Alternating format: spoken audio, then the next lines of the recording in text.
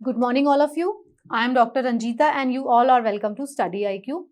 आज के इस लेक्चर में हम लोग पढ़ने जा रहे हैं क्लास 7 NCERT के चैप्टर नंबर 8 के बारे में which is about wind storms and cyclones. तो हमने इसका पार्ट 1 पढ़ चुके हैं, तो आज हम इसका पार्ट 2 पढ़ रहे हैं। पार्ट 1 ऑफ दिस चैप्टर में मैंने आपको बताया था कि एयर प्रेशर कैसे क्रिएट होता है और प्रेशर डिफरेंस कैसे क्रिएट होता है, लो प्रेशर कैसे बनता है, हाई प्रेशर कैसे बनता है। तो हम इसके आगे आज पढ़ने जा रहे हैं। अगर आप मुझे कांटेक्ट करना चाहते हैं तो इस ईमेल एड्रेस पर आप मुझे मेल कर सकते हैं और इस लेक्चर के स्लाइड्स के लिए आप ये टेलीग्राम चैनल ज्वाइन कर सकते हैं। While joining the channel please kindly check the spelling. और अगर आप चाहते हैं क्लास 6 NCERT के चैप्टर्स को देखना तो भी आप यहाँ पे देख सकते हैं। इसी क्लास के पहले वाले चैप्टर्स को भी आपको इसी टेलीग्राम चैनल पर सारे लिंक्स शेयर कर दिए गए हैं। अभी तक हमने पढ़ा कि प्रेशर डिफरेंस कैसे क्रिएट होता है, लो प्रेशर क्या होता है, हाई प्रेशर क्या होता है और क्यों की क्रिएट होता है ये। तो आज जो है हम थोड़ा डिटेल में पढ़ने जा रहे हैं इससे आगे। तो आज हम पढ़ेंगे अबाउट थंडरस्टॉर्म। तो थंडरस्टॉर्म क्या होता है? थंडरस्टॉर्म होता है जब एयर मूव करती है जेंटली तो हम उसे ब्रीज कहते हैं, लेकिन अगर वही एयर की मूवमेंट बहुत ज़्यादा वायलेंट हो जाती है, बहुत ज़्यादा बारिश आ रही है, बहुत ज़्यादा बिजली कड़क रही है, तो हम उसे क्या बोलते हैं? हम उसे बोलते हैं स्टॉर्म। तो थंडरस्टॉर्म होता है वो। When the pressure of air drops, it indicates the possibility of a storm. जो भी मेट्रोलॉजिस्ट होते हैं वो किस तरीके से प्रिडिक्ट करते हैं कि कोई स्टॉर्म आने वाला है, तो उनका प्रिडिक्शन का तरीका होता है कि वो ये चेक करते हैं, प्रेशर डिफरेंस को चेक करते रहते हैं। किसी भी एरिया में अगर प्रेशर बहुत तेजी से गिरने लगे तो वो समझ जाते हैं कि यहाँ पर इस तरीके के सिचुएशन क्रिएट हो रहे हैं कि वहाँ पे स्टॉर्म आ सकता है या फिर साइक्लोन आ सकता है। The swift movement of falling water along with the rising warm air producing sound। देखो, पानी आ रहा है, वार्म एयर राइज कर रही है जिसमें से साउंड आ रही है, लाइटनिंग हो रही है, हैवी रेन हो रही है, तो ये सब चीजों को बोलते हैं थंडरस्टॉर्म। मतलब कि हवा बहुत तेजी से चल रही है, बारिश हो रही है, बिजली कड़क रही है और बहुत ज्यादा तेजी से बारिश आ रही है, तो ये थंडरस्टॉर्म के उसको बोला जाता है। It develops in hot and humid tropical areas like India and accompanied by heavy rain और हेल। देखो, जो ऐसी जगह होती है जो बहुत ज्यादा गर्म हो सकती है, मतलब वो कौन सी जगह होंगी? वो ट्रॉपिकल एरियाज ही हो सकते हैं। टेम्परेट जोन जो होंगे उसके अंदर थंडरस्टॉर्म्स नहीं आते हैं, उनके अंदर टेम्परेट साइक्लोन्स आते हैं। ओके, तो थंडरस्टॉर्म जो है वो टिपिकल फीचर होता है ट्रॉपिकल एरिया का। क्यों आते हैं वहां पे? क्योंकि हवा बहुत गर्म होती है और हवा के अंदर नमी होती है। जो नमी अगर हवा के अंदर होगी, कब होगी नमी हवा के अंदर? जब वो गर्म होगी, तभी उसकी कैपेसिटी बढ़ती है अपने अंदर नमी स्टोर करने की। तो थंडरस्टॉर्म में काफी तेजी से जो है हवाएं ऊपर उठती है, लो प्रेशर एरिया क्रिएट हो जाता है, क्योंकि बहुत तेजी से हवाएं ऊपर उठती हैं, बहुत तेजी से जैसे ही हवा ऊपर उठेगी तो क्या होगी? ठंडी होगी। ठंडी होते ही क्या होगा? वो नीचे आएगी, जैसे ही नीचे आएगी फिर से वो गर्म होगी, फिर ऊपर उठेगी। तो इसी तरीके से क्या होगा? थंडरस्टॉर्म में बारिश के साथ साथ ओले भी पड़ते हैं। ठीक है, बहुत ज्यादा डिटेल मैकेनिज्म हम ज्योग्राफी में पढ़ेंगे, मैं आपको इसका साइंस पढ़ा रही हूँ। फाइन।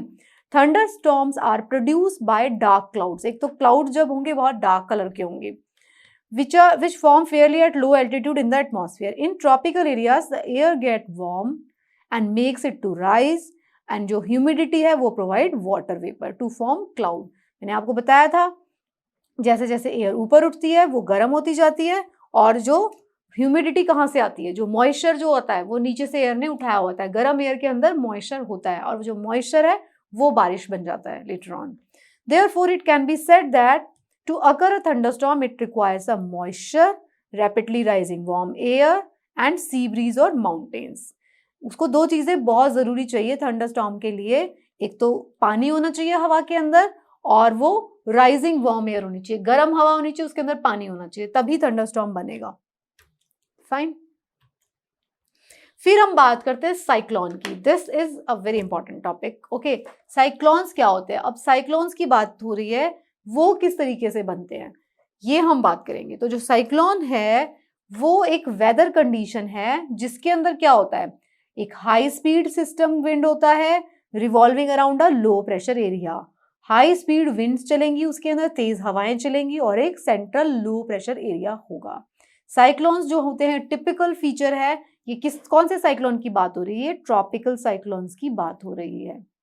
ट्रॉपिकल साइक्लोन है, नाम ही उसका ट्रॉपिकल साइक्लोन है, तो उसका वो कहाँ पे मिलते हैं हमको? ट्रॉपिकल एरिया में।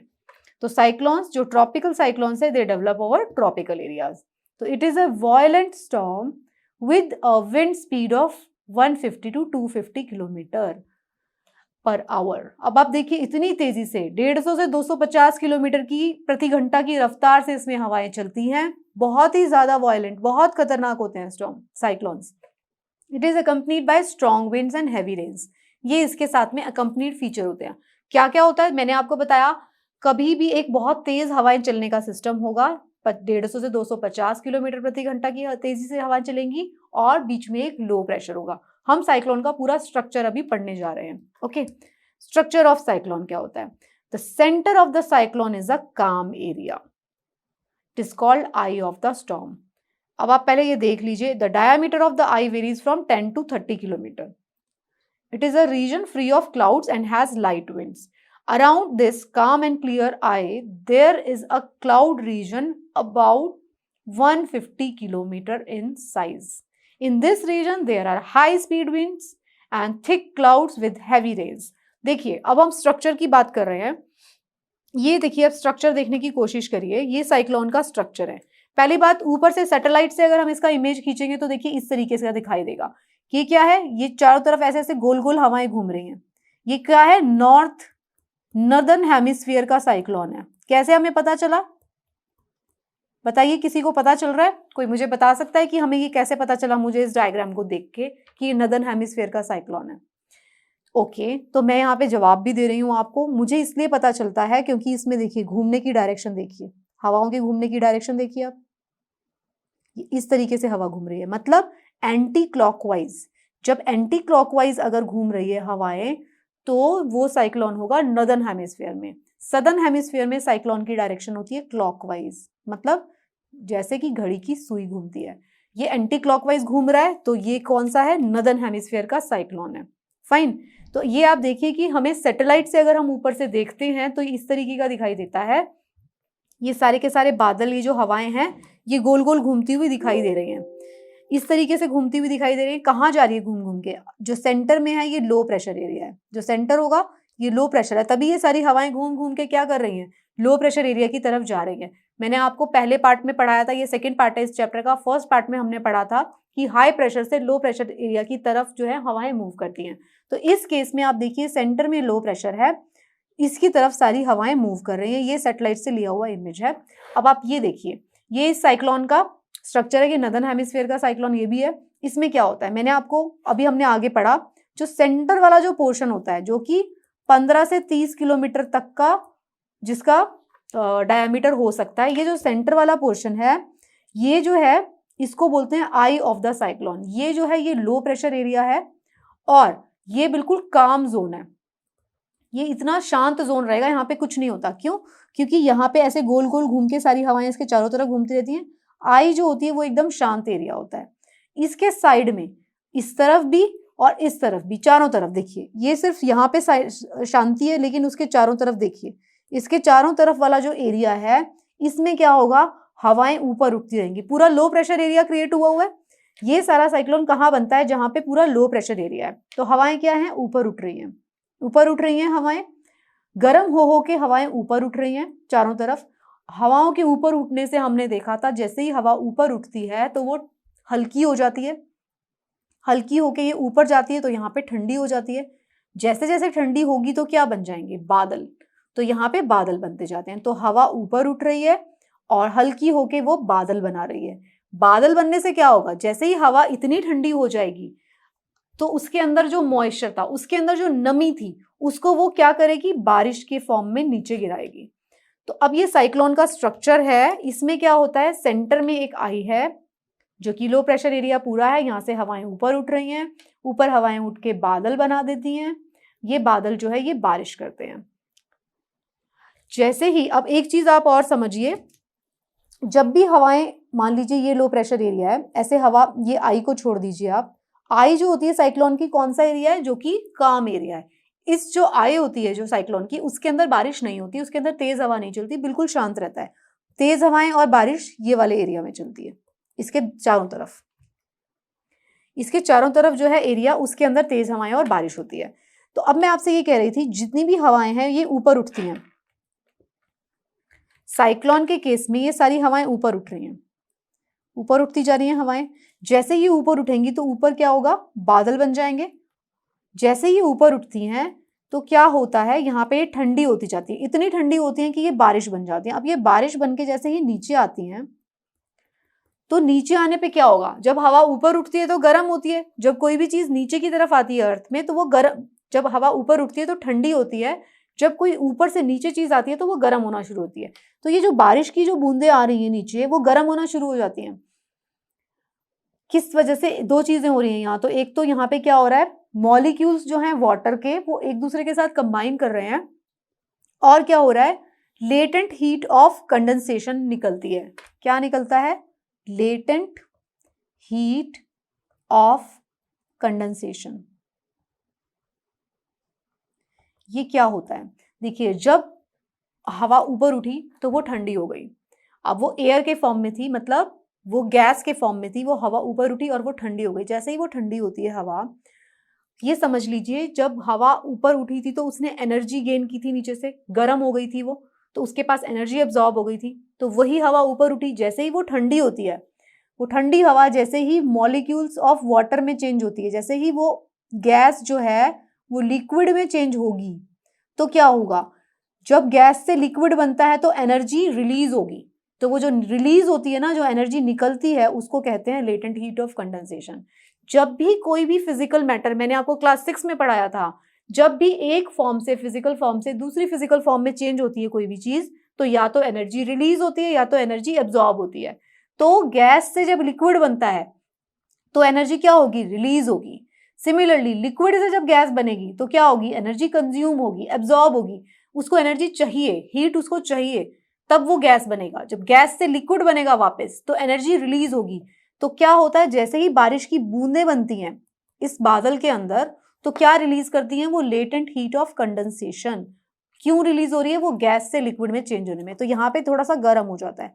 जैसे ही वो गर्म होता है तो वो फिर से इतना गर्म कर देता है, वो फिर से हवा ऊपर उठती है।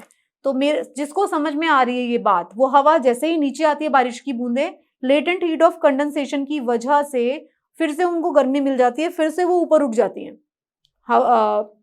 गैस बन के फिर से ऊपर उठती हैं। तो क्या हो रहा है, यहाँ पे बार बार ऊपर उठती हैं, ऐसे नीचे आती हैं फिर से ऊपर उठती हैं, ऐसे नीचे आती हैं फिर से ऊपर उठती हैं।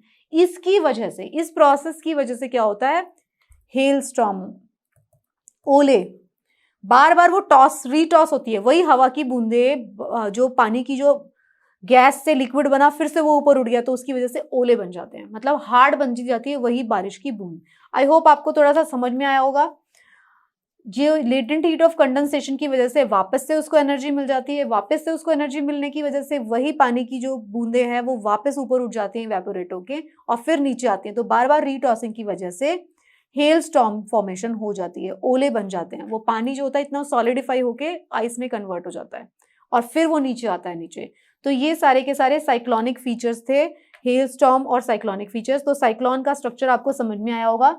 सेंटर में इसके आई होती है, आई जो होती है वो शांत रहती है, वहां पे कोई बारिश नहीं होगी, कोई बिजली गड़गड़ाहट नहीं होगी। लेकिन उसके साइड वाले जितने भी एरियाज होते हैं वहां पे हवाएं ऊपर उठती रहती हैं, और ऊपर उठ के क्या करेंगी, वो ऊपर जाके बादल बनते जाएंगे और बारिश होती रहेगी, तेज बारिश होगी, ओले भी पड़ेंगे। ओले क्यों पड़ रहे हैं ये मैंने आपको मैकेनिज्म यहाँ पे समझा दिया। सेंटर में शांत रहेगा, यहाँ ये जो एरिया है 15 से 30 किलोमीटर का होगा आई, ये 15 से 30 किलोमीटर का, और ये कितने किलोमीटर का होगा, ये नेक्स्ट 100 से भी किलोमीटर ज्यादा हो सकता है, डिपेंड करता है साइक्लोन कितना बड़ा है। ओके, साइक्लोन कितना भी बड़ा हो सकता है, उसका साइज कुछ भी हो सकता है। अभी जो है आप बहुत सारे न्यूज में देखते होंगे, जब भी गर्मी का सीजन स्टार्ट होता है इंडिया में, आपको बहुत सारे साइक्लोन्स आपको दिखाई देते हैं। आजकल कुछ टाइम से साइक्लोन्स का फ्रीक्वेंसी बढ़ने लग गया है ना। तो आपने ये देखा होगा, तो ये हमने देखा 150 से 150 से 250 किलोमीटर की स्पीड की जो है हवाएं चलती रहती हैं। 150 किलोमीटर का आइस के दोनों तरफ जो होता है आई के, वो एरिया होता है जिसके अंदर साइक्लोन जो है इतना बड़ा एरिया कवर करके चलता है। वो डिपेंड करता है किस साइज का साइक्लोन है, और ये हमें सैटेलाइट से दिखाई देता है।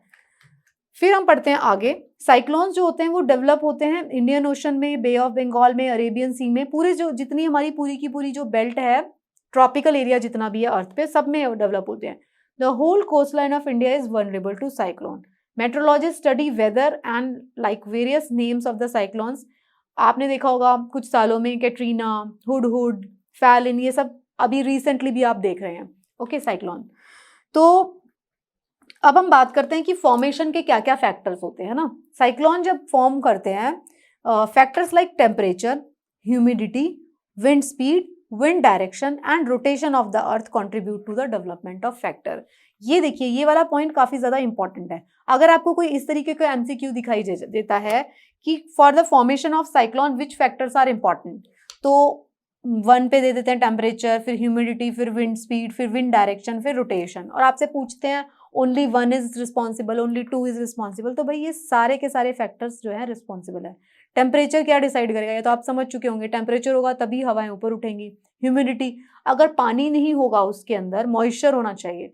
मतलब जो ट्रॉपिकल साइक्लोन होते हैं उनका ओरिजिन वो कहाँ पे जनरेट होते हैं, वो जनरली समुद्र में जनरेट होते हैं, बे ऑफ बंगाल में जनरेट होते हैं इंडिया के केस में, या अरेबियन सी में जनरेट हो रहे हैं, क्योंकि उनको पानी चाहिए। तो पहली क्या रिक्वायरमेंट थी, टेम्परेचर, दूसरी पानी, विंड स्पीड, हवा बहुत तेजी से आनी चाहिए। मतलब तेजी से कब आएगी, जब प्रेशर डिफरेंस रहेगा। ओके, तो अगर यहाँ पे मैं एक फैक्टर और डाल दूं, प्रेशर डिफरेंस, तो क्या होगा, वो फैक्टर भी है, यस वो भी फैक्टर है। ये सवालों के जवाब जो होते हैं, जो टेक्निकल क्वेश्चंस हैं, उनके जवाब आप तभी दे पाएंगे जब आपको उसके पीछे का लॉजिक मालूम है, राइट। तो विंड स्पीड, यस, विंड की डायरेक्शन, यस बिल्कुल, विंड कौन सी डायरेक्शन में चल रही है, उसी की वजह से तो वो क्लॉकवाइज घूमेगा कि एंटी क्लॉकवाइज घूमेगा। ट्रेड विंड अगर नदर्न हेमिस्फीयर का है साइक्लोन, तो वो क्लॉकवाइज क्यों घूम रहा है। फिर रोटेशन, रोटेशन से ही वो डिपेंड करेगा, कोरियोलिस फोर्स किस डायरेक्शन में लगेगा, वो रोटेशन ऑफ अर्थ के ऊपर डिपेंड करता है। अगर नदर्न हेमिस्फीयर में है तो डिफ्लेक्शन राइट में होता है, सदर्न हेमिस्फीयर में है तो डिफ्लेक्शन लेफ्ट में होता है। तो हम कोरियोलिस फोर्स की भी बात करेंगे, जिसकी वजह से क्या होता है, रोटेशन ऑफ अर्थ की वजह से कोरियोलिस फोर्स उसके ऊपर अप्लाई होती है। ठीक है, ये सारे के सारे जो फैक्टर्स हैं वो साइक्लोन को बनने के लिए रिस्पॉन्सिबल है। फिर हम बात करते हैं एनर्जी जो होती है साइक्लोन को, वो कहाँ से मिलती है, तो उसको मिलती है हीट ऑफ कंडेंसेशन। वो कौन सी हीट है, लेटेंट हीट ऑफ कंडेंसेशन। अभी मैंने आपको फॉर्मेशन के टाइम पे, स्ट्रक्चर के टाइम पे पढ़ाया है। तो जो लेटेंट हीट ऑफ कंडेंसेशन है जो पानी की, वो उसको एनर्जी दे रही है। जैसे ही ऊपर जाते हैं, ठंडी होती है एयर, तो उसकी जो गैस जो है वो लिक्विड में चेंज हो जाती है। मतलब पानी की जो गैशियस फॉर्म में पानी था, वो पानी की बूंदे बन जाता है। तो क्या रिलीज होता है, लेटेंट हीट ऑफ कंडेंसेशन। वो जो लेटेंट हीट ऑफ कंडेंसेशन है, वो ही साइक्लोन को एनर्जी दे रही है। मैंने आपको बताया, जैसे ही बूंदे नीचे आती हैं, फिर से रीटॉस हो रही हैं। इतना रीटॉस होती है, बार बार हवा ऊपर उठती है। अगर बार बार हवा ऊपर उठेगी, आपने इस डायग्राम में देखा, मैंने आपको ऐसे समझाया कि ये ऊपर उठ रही है, latent heat of condensation release हो रही है बारिश होने से। बार बार अगर यही हवा ऊपर उठती रहेगी तो खींचेगी, वो ऊपर उठ रही है हवा, एकदम से ऊपर जा रही है, गर्म होती जा रही है और ऊपर जा रही है। तो इतना वो क्या करते हैं, नीचे एक सक्शन पंप की तरह खींचती है नीचे से चीजों को। इसीलिए साइक्लोन्स जो होते हैं वो डेंजरस होते हैं, क्योंकि वो वैक्यूम की तरह क्रिएट कर देते हैं। ऐसे तेजी से हवा घूमती है, ऊपर ऊपर जाती है ये हवा, ऊपर उठती है ये हवा। देखिए इस डायरेक्शन में ऊपर उठ रही है, इस डायरेक्शन में ऊपर उठने की तरह जैसे आपका वैक्यूम क्लीनर काम करता है, उसी तरीके से वैक्यूम क्लीनर की तरह जो है वो साइक्लोन चलता है। नीचे जितनी भी चीजें होती हैं, छत, पेड़, गाड़ियां, ह्यूमंस, उस सबको उड़ा देगा वो। जितना ज्यादा स्ट्रॉन्ग साइक्लोन होगा, उसकी पावर उतनी ज्यादा होती है, वो चीजों को नीचे से उखाड़ देता है। तो इसमें हमने देखा था कि when the air above the sea water is heated, a region of low pressure is created because warm and moist air rises up. The cool air rushes in forcing up the hot air. ये हम जानते हैं। देखो पहले हमने पहला point पढ़ रहे थे, यस, लेटेंट हीट ऑफ जो कंडेंसेशन जो है पानी से रिलीज हो रही है, present in the moist air rising from the surface of hot sea water that condenses at the altitude to form cloud. ये हम डिस्कस कर चुके हैं। नीचे से गर्म एयर ऊपर उठ रही है, ऊपर जाके ठंडी हो जाती है और वहां पे क्लाउड्स बन जाते हैं, वो बूंदे बनती हैं। फिर पानी की बूंदे बनने की वजह से latent heat of condensation release होती है। वो लेटेंट हीट जो है वो साइक्लोन को एनर्जी प्रोवाइड करती है, जिसकी वजह से एयर बार बार ऊपर उठती है। वही सेम एयर उठती रहती है और एयर को मिलाती जाती है अपने अंदर, तो लो प्रेशर क्रिएट होता जाता है। तो ये जो साइक्लोन को बनने के लिए कुछ कंडीशंस चाहिए होती हैं, हम उनके बारे में बात कर लेते हैं।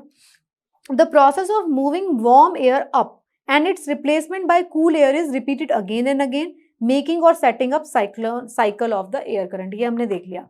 The strongest wind and the heaviest rain occur in the towering thunderstorm about 20 to 30 kilometre from the center of the cyclone. जो भी सेंटर है साइक्लोन का, देखो सेंटर ऑफ साइक्लोन 15 से 30 किलोमीटर का था आई, उसमें तो कुछ होता नहीं है. उसके अवे, उसके दोनों चारों तरफ जो होगा 15 से 30-40 किलोमीटर तक बहुत ज्यादा स्ट्रॉन्ग बारिशें होती है.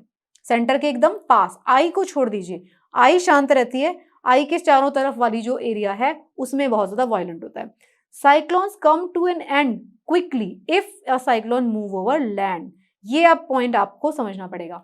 जैसे ही साइक्लोन्स जो हैं वो लैंड पर आते हैं, जनरली वो डेसिपेट हो जाते हैं, जनरली वो खत्म हो जाते हैं. क्यों? क्योंकि उनका मॉइस्चर खत्म हो जाता है. बट पिछले कुछ सालों से हम देख रहे हैं साइक्लोन्स जो हैं कोस्टल एरिया से ज्यादा आगे बढ़कर अंदर वाले एरियाज को भी अफेक्ट कर रहे हैं. ये एक बहुत ही पिक्यूलियर फिनोमिना हमें देखने को मिल रहा है.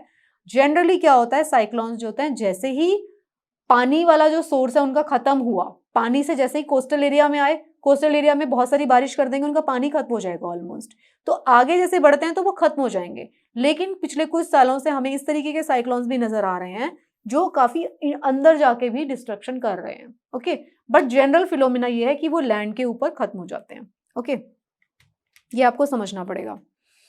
ये देखिए फॉर्मेशन ऑफ साइक्लोन, ये मैं आपको बता चुकी हूँ. जैसे ही यहाँ पे ऐसे विंड ऊपर जाती है, ये ऊपर जाती है, ऊपर जाएगी, ऊपर गई तो क्या होगा, ठंडा हो जाएगा. और फिर क्या होगा, यहाँ पे ये बूंदे जो हैं वो पानी बन जाएंगी और क्या निकलेगा, लेटेंट हीट ऑफ कंडेंसेशन. ये जो लेटेंट हीट ऑफ कंडेंसेशन है, मान लीजिए यहाँ रिलीज हो रही है, यहीं पे ये फिर से एटमॉस्फेयर को गर्म कर देगी, हवाओं को, ये फिर से ऊपर उठ जाएंगे और सक करेंगे एयर को चारों तरफ से. जो ठंडी हवा है उसको फिर से और सक करेंगे. ये जो सेंटर वाला जो होता है स्टॉर्म, ये आई होता है. Strong surface wind increases sea level in centre of the cyclone causing a storm surge. ये पूरी आई है, ये शांत रहती है, यहाँ पे बारिशें होती रहती हैं. तो ये स्ट्रक्चर जो है आप साइक्लोन का आप समझ चुके हैं. आप इसको अपने मेंस में या आप यूपीएससी मेंस में या फिर स्टेट पीसीएस जो भी देते हैं उसमें आपकी डायग्राम ड्रॉ भी कर सकते हैं. ओके, जो साइक्लोन है, a cyclone is known by different names. Cyclone के अलग अलग नाम होते हैं in the parts of the world. It is called hurricane in America, in Philippines and Japan typhoon कहते हैं. देखिए यहाँ पे, यहाँ देखिए, ये देखिए, ये क्या है, ये नॉर्थ अमेरिका है, ये साउथ अमेरिका, ये अफ्रीका, ये इंडिया यहाँ पे चला गया. और ये क्या है, पूरा एशिया, आधा एशिया यहाँ है, आधा एशिया यहाँ है. ये ऑस्ट्रेलिया है, ये इंडिया है. तो इंडिया के पास पास तो इसको क्या बोलते हैं, साइक्लोन बोल रहे हैं. सिमिलरली टाइफून इसको बोलते हैं अमेरिका के पास. हरिकेन इसको, सॉरी, टाइफून इसको बोलते हैं जापान के पास. ये जापान है, ये अमेरिका है, अमेरिका में इसको हरिकेन बोला जाता है.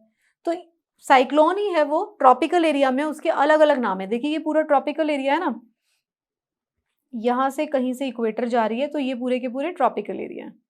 तो देखिए इस ट्रॉपिकल पूरी बेल्ट में साइक्लोन्स आते हैं, जितनी भी वाटर बॉडीज हैं. ट्रॉपिकल एरिया में क्यों आते हैं साइक्लोन्स, क्योंकि ट्रॉपिकल एरिया में ही सन जो है पोजीशन रहता है मोस्टली, और उधर ही जो एयर है वो ज्यादा गर्म हो पाती है. यहाँ पे जो टेम्परेट एरिया और पोलर एरिया उसमें तो हवा उतनी गर्म होती ही नहीं है, तो साइक्लोन नहीं बन सकते, ट्रॉपिकल साइक्लोन नहीं बन सकते गोल गोल घूमने वाले. वहां क्या बनते हैं, टेम्परेट साइक्लोन बनते हैं, अलग तरीके के साइक्लोन है, ज्योग्राफी में पढ़ेंगे उसको हम. फिर साइक्लोन की ही एक अलग वेराइटी है जिसको बोला जाता है टॉर्नेडोज. ये बहुत ही खतरनाक तरीके का, मतलब साइक्लोन का भी समझ लीजिए गुरु है ये.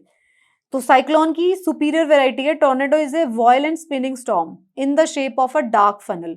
मतलब बहुत ही वायलेंट तरीके का होता है ये, डार्क फनल की शेप में, narrow end of the land. ये क्या करता है, लैंड एरिया पर इसका एंड होगा, ऊपर फनल की तरह होता है. फनल क्या होती है, जिससे वो डालते हैं ना, छानते हैं उससे वो. Tornado develop over the thunderstorm and is form mostly on the land. देखो अभी तक हमने ट्रॉपिकल साइक्लोन के बारे में क्या बोला कि वो उस जगह पे बनते हैं जहां पे उसे पानी मिल जाए, लेकिन टॉर्नेडो के केस में क्या होता है, ये लैंड पे भी डेवलप हो जाते हैं. When formed over sea they are called water spouts. तो मतलब वाटर स्पाउट्स भी हो सकते हैं ये, लेकिन ये लैंड पे भी बन जाते हैं. ओके, कभी कभी ये लैंड पे भी बन जाते हैं, पानी में तो बनते ही हैं. These are violent and can reach the speed of 500 kilometre per our. Cyclone के केस में हमने क्या स्पीड देखी थी, 150 से 250 किलोमीटर पर आवर. इसके केस में स्पीड देखो टॉर्नेडो, मतलब इतनी तेजी से हवा चलेगी. सोचिए इतनी तेज अगर हवा चल रही है, उसके बीच में कुछ आ गया तो वो तो उसे उखाड़ के फेंक देगी। इसीलिए टॉर्नेडोज बहुत खतरनाक होते हैं, क्योंकि इनकी जो विंड स्पीड है वो बहुत ज़्यादा खतरनाक होते हैं। They are not very common in India. India में नहीं दिखते हमको टॉर्नेडोज, कनाडा और यूएस का फीचर है ये, वहाँ पे हमें मिलते हैं। When the warm air from the earth's surface rises up, it whirls around it and causes a very high speed wind. बहुत तेज घूमती है। These are much smaller than cyclone. होते ये छोटे हैं साइज में, साइक्लोन के जितने बड़े नहीं होते हैं, लेकिन क्या होते हैं ये 150 100 किलोमीटर चौड़े नहीं है उनका डायमीटर, लेकिन इनकी विंड स्पीड बहुत ज्यादा है, few मीटर से few hundred meters, but wind speed can rise 500 kilometre per our. The funnel of tornado sucks up everything. इतनी तेज स्पीड घूमती है, इतना लो प्रेशर क्रिएट होता है कि जिस भी चीज के ऊपर जाते हैं, जो सक्शन पंप होता है ना, जो आपका वैक्यूम क्लीनर होता है ना, हाई स्पीड वाला वैक्यूम क्लीनर, उसके जैसा काम करते हैं। नीचे कुछ भी आ जाए उसको भी उड़ा देते हैं वो। ये आप इसका डायग्राम देख सकते हैं। ये ऐसे देखिए एकदम डार्क क्लाउड है बन गया, ऐसे ये फनल के शेप में ऐसे बन गया, नीचे जो भी आ रहा है उसको पूरा उड़ा लेगा। तो ये टॉर्नेडो का स्ट्रक्चर है। उसके बाद हम बात करते हैं, आई होप आपको अभी तक साइक्लोन और टॉर्नेडो ये सब समझ में आ गया होगा। साइक्लोन अगर आपको समझ में आ गया किस तरीके से बनता है तो समझ लीजिए आपको कमाल हो गया। Okay okay, cut it. I hope आपको साइक्लोन अच्छे से समझ में आ गया होगा। तो अब हम एडवांस टेक्नोलॉजी की बात कर लेते हैं। एडवांस टेक्नोलॉजी क्या है? During the early part of the last century, people residing in the coastal areas have less than a day for preparation of to evacuate their home. पहले हमें पता नहीं चल पाता था, साइक्लोन की वार्निंग हमें मिलती नहीं थी टाइम से, लेकिन अब जो है साइंस इतना एडवांस हो चुका है, इतने अच्छे इंस्ट्रूमेंट्स आ चुके हैं कि जैसे ही लो प्रेशर क्रिएट होना शुरू होता है, सैटेलाइट के थ्रू, मैंने आपको इमेज दिखाया था, सैटेलाइट के थ्रू आप चेक कर लेते हैं कि गोल गोल घूमना शुरू हो गया, लो प्रेशर क्रिएट होना शुरू हो गया।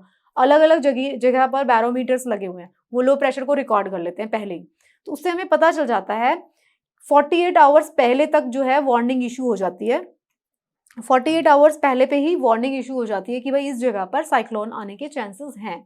तो वहां पे जितने भी कोस्टल एरिया में लोग हैं उनको अलर्ट जारी कर दिया जाता है कि या तो आप इवैक्यूएट कर दीजिए, या फिर आपका कोई कीमती सामान, आपके जानवर, पशु, या आप खुद बाहर हैं तो आप वापस लौट आइए। मछुआरे जो कि मछली पकड़ने गए हुए हैं उनको वापस लौटने का वार्निंग मिल जाता है। The coastal residents have sufficient time, जिनको मिल जाता है इवैक्यूएट करने के लिए, और जो है ये रेडियो पे, टीवी में, सब जगह ब्रॉडकास्ट हो जाता है। तो दिस वे जो एडवांस टेक्नोलॉजी है उसने हमें बेटर प्रोटेक्शन प्रोवाइड की है। There are several national and international organisation cooperating to monitor the cyclone related disaster. तो इंटरनेशनल लेवल पे ये मॉनिटर किया जाता है। ऐसा नहीं है कि भाई इंडिया के अंदर साइक्लोन आएगा तो बांग्लादेश को नहीं बताएगा, जो भी, क्योंकि सैटेलाइट मॉनिटर कर रहे हैं उसको। तो सैटेलाइट मॉनिटर करके जो हमारी इंटरनेशनल ऑर्गेनाइजेशन है वो अलर्ट जारी कर देती है। ऑब्वियसली हर एक पर्टिकुलर कंट्री अपना अपना जो जोन है उसको वॉच करती है। तो this was it in this chapter. This was a very very important chapter. I hope आपको समझ में आया होगा लो प्रेशर किस तरीके से क्रिएट होता है, हाई प्रेशर कैसे क्रिएट होता है। आपको साइक्लोन का स्ट्रक्चर अच्छे से समझ में आ गया होगा। आपको ये समझ में आया होगा आई और जो बाकी का एरिया है वहां पे बारिश क्यों नहीं हो रही है और बाकी के एरिया में बारिश क्यों हो रही है। आपको ये समझ में आया होगा कि साइक्लोन को एनर्जी कहाँ से मिल रही है। ये भी आपको समझ में आएगा कि क्यों जनरली साइक्लोन जो है वो वाटर बॉडीज के ऊपर आते हैं, बड़ी बड़ी वाटर बॉडीज, जैसे Bay of Bengal, Arabian Sea. So this was it. Thank you so much. Have a good day.